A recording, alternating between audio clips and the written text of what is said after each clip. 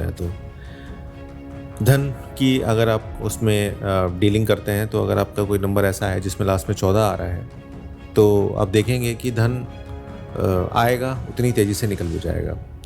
आप देखेंगे कि आपको यहाँ से पैसे रिसीव हुए और एकदम से कोई खर्चा आ गया आपके पास। और कई बार आप ये भी देखते हैं कि जीवन में अस्थिरता जिसे हम कह सकते हैं, वो हमें देखने को यहाँ पर मिलती है।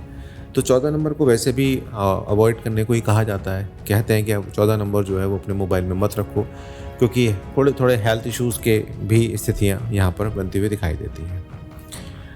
बहुचर्चित नंबर जिसको हम 18 बोलते हैं, उसके बारे में बात कर लेते हैं। देखिए, एटीट्यूड थोड़ा-सा आ जाता है जब 18 नंबर आपके पास होगा, और अगर आप इसे बिज़नेस में इस्तेमाल कर रहे हैं, तो आपकी बात करने के तरीके में एनर्जी तो होगी, क्योंकि 18 को अगर हम जोड़ दें तो 9 बन जाता है। तो लेकिन वो एटीट्यूड कई बार ऐसा होता है कि जो कस्टमर को और आपका दोस्त है या आपका घरवाला है, उसको थोड़ा-सा लगता है कि ये यार मेरी बात पे ध्यान नहीं दे रहा।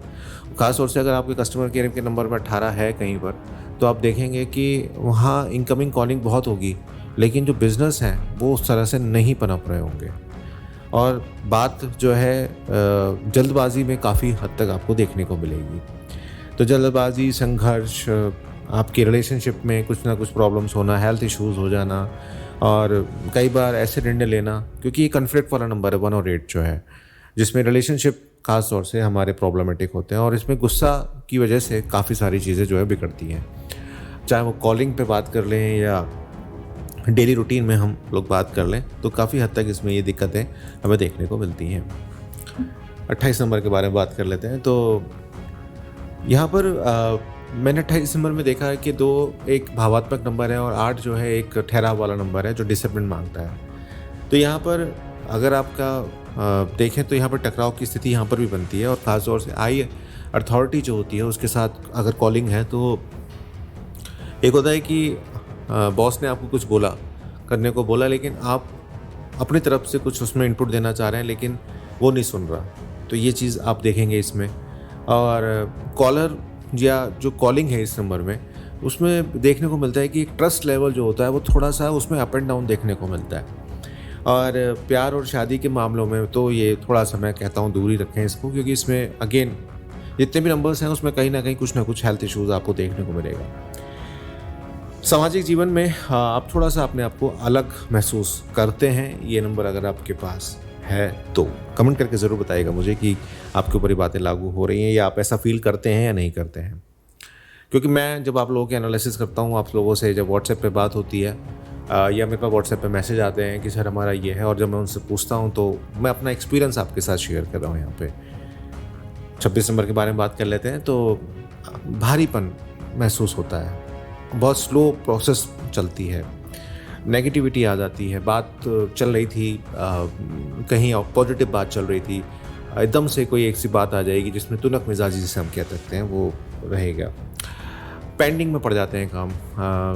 आपने किसी को कुछ बोला, आप चाह रहे हैं क्विक एक्शन हो जाए, लेकिन क्विक एक्शन वहाँ पे नहीं हो रहा। ऐसे नंबर्स में देखते हैं कि सडन लॉसेस भी हमें देखने को मिलते हैं कि आपने अच्छा इन्वेस्टमेंट किया था, आपके दोस्त ने सही इन्वेस्टमेंट किया, सेम किया, लेकिन आपको लॉस हो रहा है और उसको लॉस नहीं हो रहा। ये चीज़ें भी इसमें हमें देखने को मिलती हैं।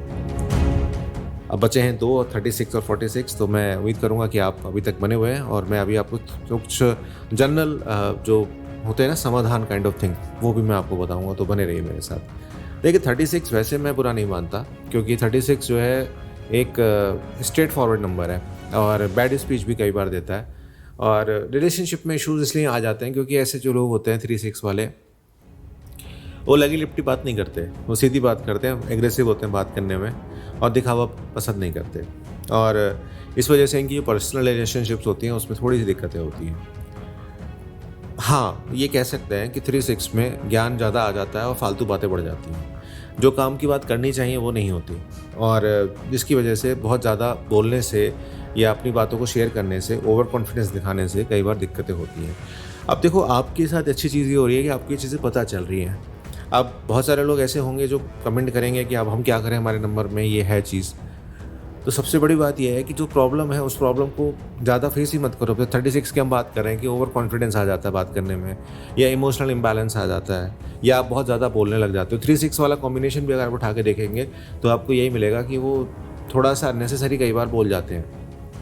या हम ये भी कह सकते हैं कि वो अपनी बातों को रखना कुछ चाहते हैं, कह कुछ जाते हैं। तो जब आपको ये पता चल गया कि इस नंबर में या इस चीज़ में ये प्रॉब्लम है, तो आप उससे बचाव ऑटोमेटिकली करो, और उसमें आपको फिर किसी रेमेडी की ज़रूरत भी नहीं है।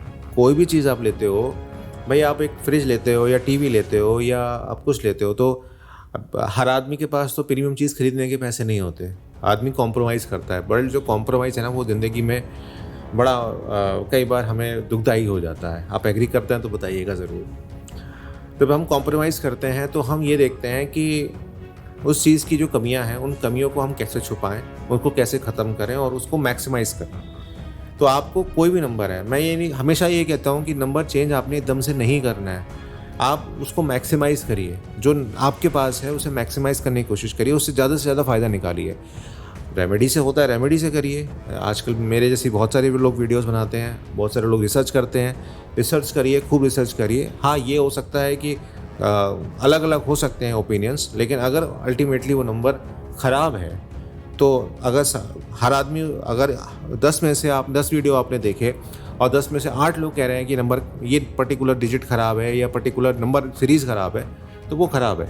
तो फिर आपका रेमेडी का सेक्शन आता है, और रेमेडी नहीं कर सकते, पैसे नहीं हैं, नहीं कर सकते, तो बेसिक चीज़ें करिए।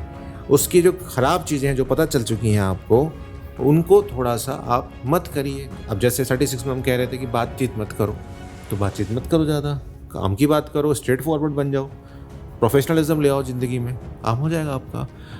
समझे होंगे आप, ऐसी मैं उम्मीद करता हूँ आपसे, और आप रिलेट भी करे होंगे, ऐसी भी उम्मीद करता हूँ। 46 की बात कर लेते हैं। तो यहाँ पर थोड़ा-सा मिसअंडरस्टैंडिंग्स बढ़ती हैं। रिश्तों के मामले में कुछ ख़ास नहीं होता ये, और देखो पीछे से अब टिक्की वाला भी आ गया है। समय जो है रिकॉर्डिंग का काफ़ी देर हो गई है। बातचीत करते समय लोग कई बार गलत अर्थ निकालते हैं, और धोखा, अलगाव जैसी स्थिति देखने को मिलती है। जिस पे भरोसा करते हैं कई बार वही आपको धोखा जो है वो दे जाता है।